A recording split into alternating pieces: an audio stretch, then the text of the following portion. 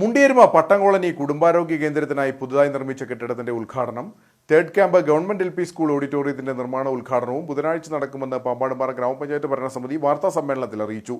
1.15 കോടി രൂപ മുടക്കിയാണ് കുടുംബാരോഗ്യ കേന്ദ്രത്തിനായി പുതിയ കെട്ടിടം നിർമ്മിച്ചത്. പുതുതായി അനുവദിച്ച ലാബിന്റെ ഉദ്ഘാടനവും ഇതോടൊപ്പം നടക്കും.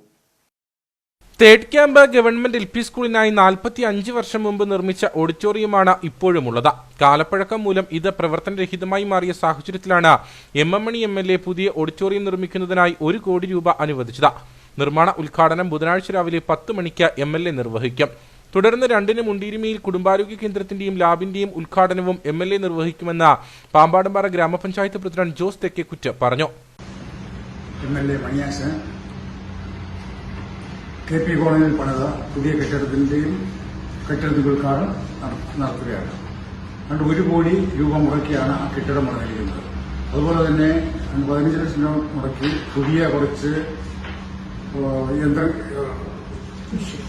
മിഷനറികളും അതിന്റെ ഉദ്ഘാടനം ബഹുമാനപ്പെട്ട ബ്ലോക്ക് പഞ്ചായത്ത് പ്രസിഡന്റ് KT കുഞ്ഞ് നിർവഹിക്കും.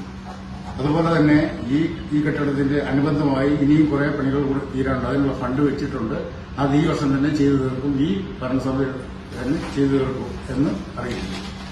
അതുപോലെ ഗവൺമെന്റ് LP സ്കൂൾ തേർഡ് ക്യാമ്പിൽ അതും 1 കോടി രൂപ ബഹുമാനപ്പെട്ട മണിയാശാൻ അനുവദിച്ചതെന്ന് 1 കോടി രൂപയുടെ ഒരു കെട്ടിട നിർമ്മാണം ഓഡിറ്റോറിയം നിർമ്മാണത്തിന് തറക്കൽ ഒരുപാട് മണിയാശാൻ തന്നെ.